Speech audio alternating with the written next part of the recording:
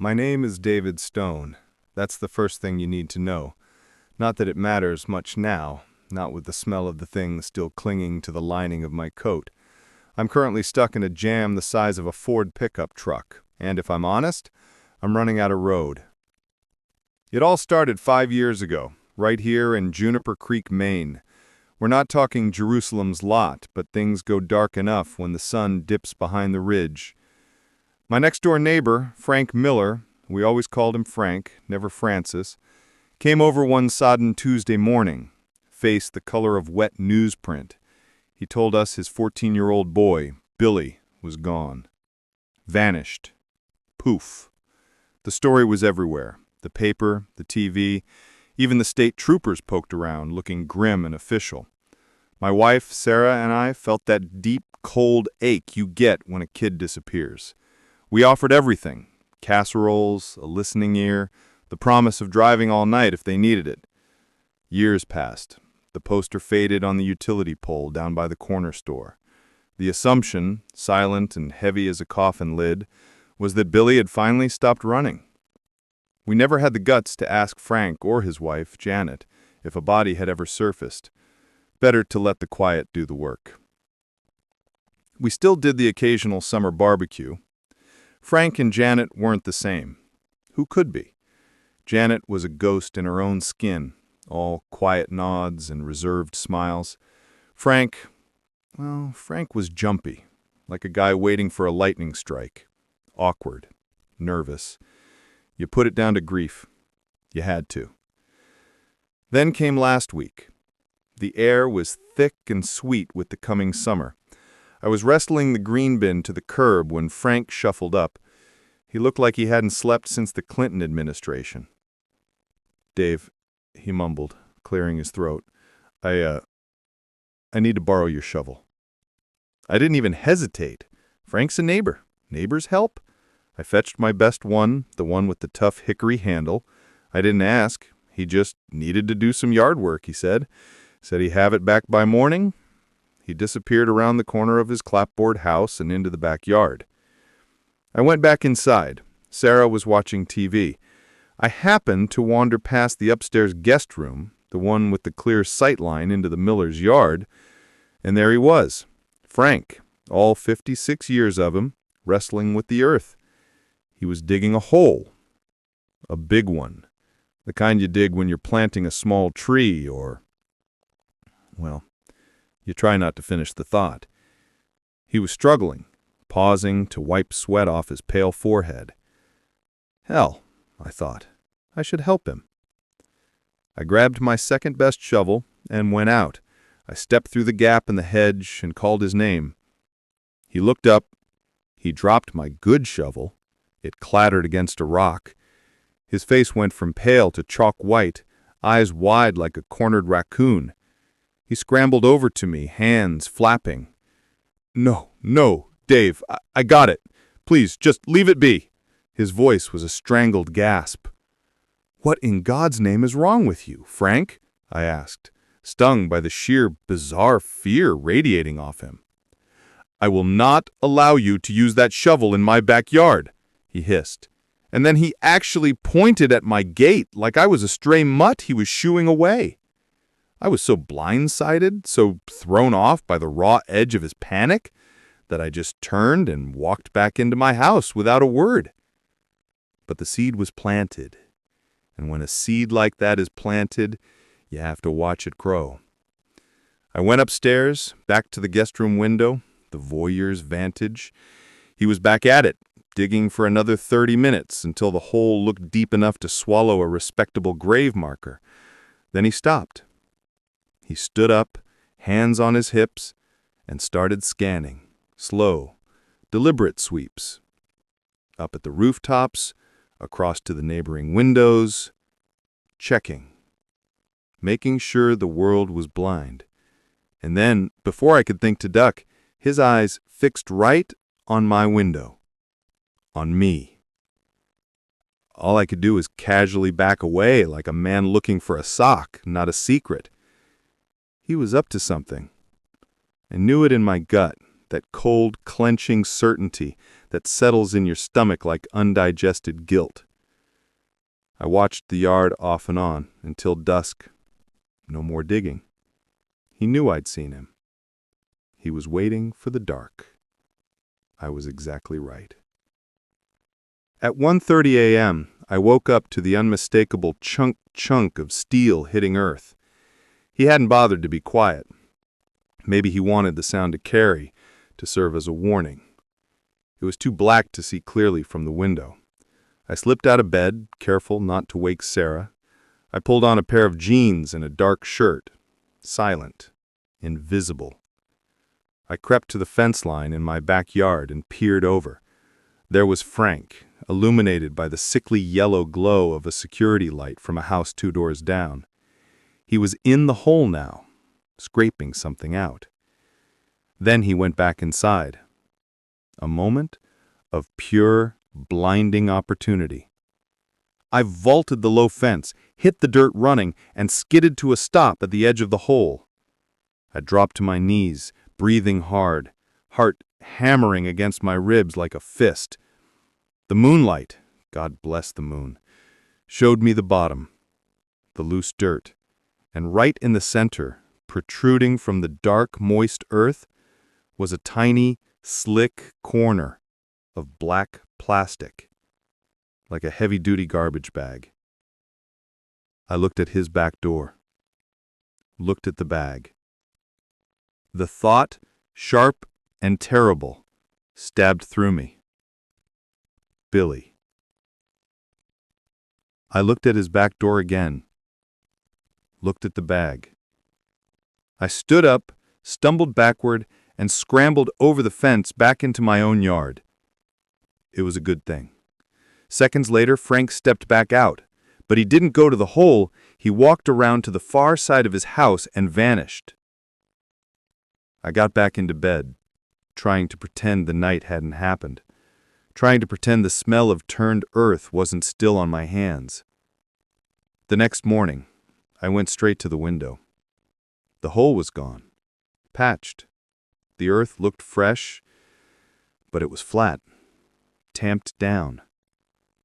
And the Miller SUV, it wasn't in the driveway where it always sat. It was parked out on the street. Frank must have spent the rest of the night removing whatever he had dug up, loading it into the trunk, and driving it to some lonely patch of state forest. The body of his son. That's all I can think. That he accidentally stumbled on the grave he made 5 years ago, or maybe he dug it up to move it now that the initial heat was long gone. It's all speculation. Call me mad. I haven't told Sarah. I haven't told a soul. And I honestly don't know what to do. Frank never gave me the shovel. I won't ask for it. He avoids me now, like I carry a communicable disease. And then yesterday, mid-afternoon, I happened to look across the way past the tired old rhododendrons, and I caught him. Frank Miller was standing at his living room window, looking directly into mine. He wasn't watching the road. He wasn't looking at the kids playing down the block. He was looking at me. When he saw that I saw him, he dropped the blinds. Fast, like severing a telephone wire. I'm trapped here in Juniper Creek with a secret the size of a small casket next door. The shovel is gone, the hole is gone, but Frank isn't. He knows I saw something. He knows I know something. And I'm honestly terrified. What do I do now? Do I keep quiet and live next to a man who keeps ghosts in his yard, or do I pick up the phone and risk inviting the darkness into my own front door? I've lived in 3 houses in my time, and that's 3 times too many, if you ask me. 2 with the family, then this lonely box I got now. The first one, up in the hills outside Castle Rock, that's where the rot set in. We were there for 15 years. It was the place where everything was supposedly fine, right until the moment it wasn't. This happened when I was 15, right in the last miserable months before my folks finally sold the place. My family, the Burdicks, we weren't what you'd call sociable. Didn't host, didn't visit. The neighbors were just shapes moving in peripheral vision. Next door lived a man and his 2 boys. We'd lived cheek by jowl for over a decade, and my little brother, Jamie, and I had probably exchanged maybe 3 words with him total. Bizarre? Yeah, a little.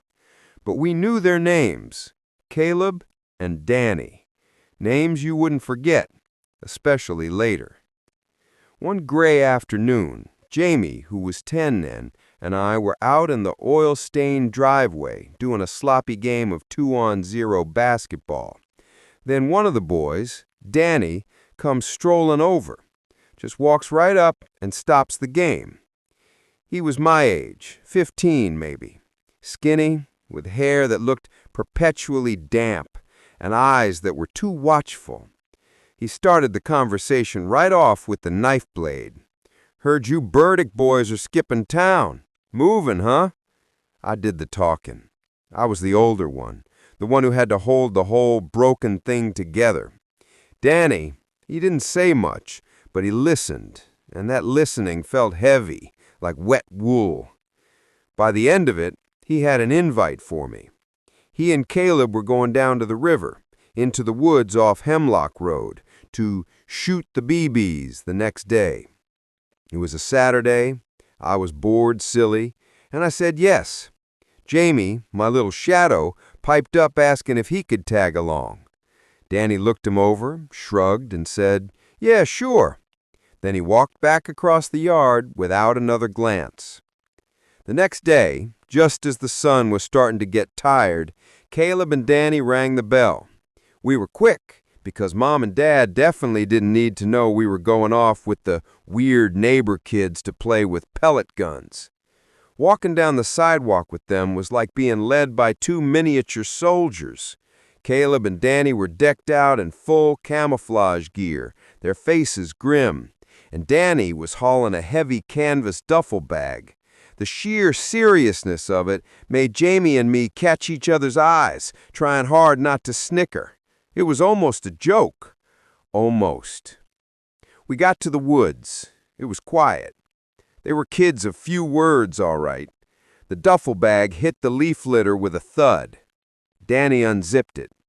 Caleb, silent as a hungry wolf, ripped a thick branch off an oak tree and flung it into the dark river below. Jamie and I looked at each other again. The humor had dried up. Danny pulled out a couple of rifles, long and black, and handed them to us. "Here," he said. And then he dropped the bomb, the one that blew the whole afternoon to pieces. "These aren't BB guns, Burdick. They're the real McCoy." Caleb didn't wait. He grabbed a loaded pistol from the bag and started firing across the river, the sharp crack sound echoing off the trees. The smell of powder smoke hit me like a slap. Anger mixed with cold, pure confusion. I snatched the gun from Jamie's hands, dropped it, and shoved them both back into the bag. "We're not comfortable," I told him. My voice sounded thin, reedy. "We're leaving." Caleb stopped firing. They both turned, expressions half contempt, half rage. It was Danny who yelled the obscenity after us as we backed away, a raw, ugly word that sounded too big for his mouth. They were bad kids. I'd always suspected it. Now I knew it. I told Jamie, "Don't talk to them, not one more time until we move." At dinner, we told Mom and Dad the neighbors were weird. We left out the part about the pistol and the gunpowder smell. I woke up later that night, hours past midnight. A cold draft hit my face. My window, which I always kept cranked shut, was wide open. Then I felt something hard and cold press against the back of my skull. "Shh!" a voice breathed behind me, a whisper right against my ear. Somehow, I didn't scream. I didn't jump. I just froze, locked in place. In that terrifying, razor-thin moment, I knew it was Danny.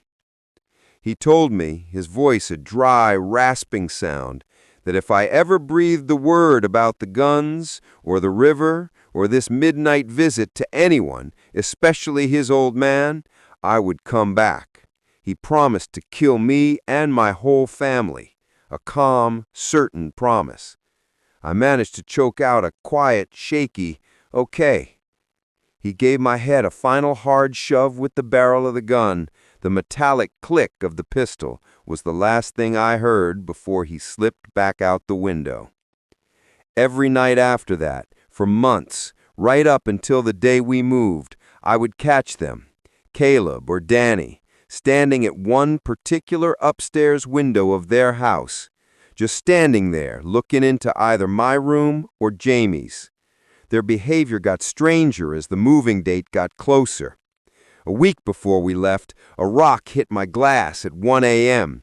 Clack! I went to the window. Caleb was aiming a pistol up at my face. I thought, this is it.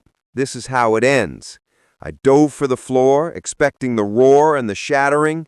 Instead, I heard two boys crack up laughing. They called me a scared coward. There were 2 more instances of harassment that week. And God, when we finally put that house in the rearview mirror, it was the best feeling I've ever known. All these years, neither Jamie nor I have told anyone about the Miller boys and their threats. The memory sits inside us like a sliver of broken glass. All I know is those 2 were pure, distilled trouble. And thank God we got out before the trouble decided it wanted to stay. I've been out of college for 6 months now, and I've learned a grim truth. Independence costs. And the price of my cheap freedom is living in this dead-end, busted-up corner of Havenwood, where the streetlights flicker and the neighbors are all one short step from the county lockup. On one side, it's the usual rot. The Sullivans, always pumping that bass music like they're trying to shake the fillings out of my teeth. But it's the other side, the Dugans, who truly give me the cold sweats. It's 2 women. Agnes, the older one, maybe 65, all sharp angles and a face carved out of granite. She's got eyes that never quite focus, and she doesn't know the word friendly. The other one, Marla, is younger, maybe mid-40s, but she has that look of profound damage, a serious mental disability. I don't know if they're mother and daughter, sisters, or just 2 pieces of driftwood the tide washed up together. I'd sit on my porch sometimes, trying to read or just breathe the dusty air, and I'd see it. Agnes holding Marla back, restraining her as she had one of her episodes. Marla would cross her arms tight to her chest, rocking back and forth quickly, a strange high-pitched noise coming out of her throat. Sometimes she'd turn those vacant eyes on me, point and start mumbling angry, broken syllables at Agnes. It was disturbing, a sight you had to look away from, like seeing something hit by a car. I often retreated inside, the silence of my own house a fragile shield. 2 weeks ago, it all came to a head. It was a regular Thursday. I had to be up early for my miserable job, so I was trying to crash by 10. But the Dugan house was a riot. I could hear Marla screaming, a long, drawn-out wail, punctuated by the distress and sharp shouts of Agnes. An hour of this racket, an hour of my head pounding against the pillow. I couldn't take it anymore. I marched over there, across the dry, cracked grass, and hammered on the door. Agnes yanked it open. She looked tired and furious, her eyes narrowed to slits. "What the hell do you want?" I tried to be polite. "I just need you to keep the noise down, please. I have to work in the morning." She didn't answer right away. She just raised one eyebrow and tilted her head down, a gesture of pure distilled contempt, as if I was the insane one. Then Marla suddenly burst into the living room behind her. "How dare you! How dare you!" she shrieked, repeating the phrase over and over, trying to lunge past Agnes. Agnes caught her, holding her back with surprising force, and slammed the door right in my face. I stood there dumbstruck, feeling the thud of the door reverberate in my chest. I hadn't accomplished the thing. I walked back home in defeat, but when I got inside, I realized something wonderful had happened. The silence was absolute. I fell into bed and into a deep, heavy sleep. I woke up feeling like a truck had run over the night and sped off with half of it. I looked at the clock. 3 a.m. Relief flooded me. I still had hours left. I let my head fall back onto the pillow, and that's when I heard it. A sound, faint, from downstairs. A bump, maybe. I got out of bed, crept to my door, and listened. Nothing. Just the tired hum of the neighborhood. I decided it was nothing, just the house settling, and went back to bed. 20 minutes passed. I was deep under again when I shot awake. I didn't know why. The room was black, the darkness thick as oil. Then I heard the breathing. I panicked, scrabbling for my phone on the nightstand. Light! I needed light. When my fingers closed around the plastic, I froze. I didn't dare to turn the screen on. I held my breath, straining to see some impossible dark figure in the black corners of the room. Nothing. The breathing was louder now. I turned my head slowly toward the edge of the bed, and there it was, a shape. A black, shadowy circle hovering just above the footboard, right at the corner of the wooden frame. I flicked the phone screen on. The flash of light was a tiny, violent explosion. The black circle was a face. Marla's face, right at the foot of my bed. She screamed, a lunatic banshee shriek like a creature of the night suddenly caught in sunlight. I screamed too. It was a stupid, helpless sound. I scrambled off the bed, stumbling toward the door, looking back to see her scrambling too, rising up and following me, eyes wide and white. I slammed the bedroom door behind me, threw myself down the stairs, and locked the flimsy basement door that led up to the second floor. I grabbed the phone and called the police, whispering, trying to make sense of the incomprehensible horror. When the cruisers finally arrived, I told the officers, "She's next door, the mentally ill one." Agnes came shuffling over right away, drawn by the sirens and the commotion. She started arguing with the cops, pleading, "It was a mistake. She didn't mean it. Please let her go." But they insisted. They had to take Marla in, at least for the night. As one of the officers asked me if I wanted to press charges, I looked up. Agnes was staring at me. A look of pure, concentrated hatred, evil, the kind of stare that felt like it was peeling the skin off my face. I shook my head. No charges, I said, my voice shaky. Her stare didn't change. It stayed fixed on me, a promise of retribution. The officers drove Marla away. 5 minutes later, I watched Agnes get into her beat-up sedan and drive off too. They're both still living there, right next door. Agnes makes it plain she hates my guts for calling the law. And Marla, the poor, terrifying creature, she's not just a nuisance, she's a danger. I'm packing. I don't care about the college loan debt or the rent. I'm moving out. I will not sleep under the same roof with the knowledge that the lunatic next door knows how to get into my goddamn bedroom.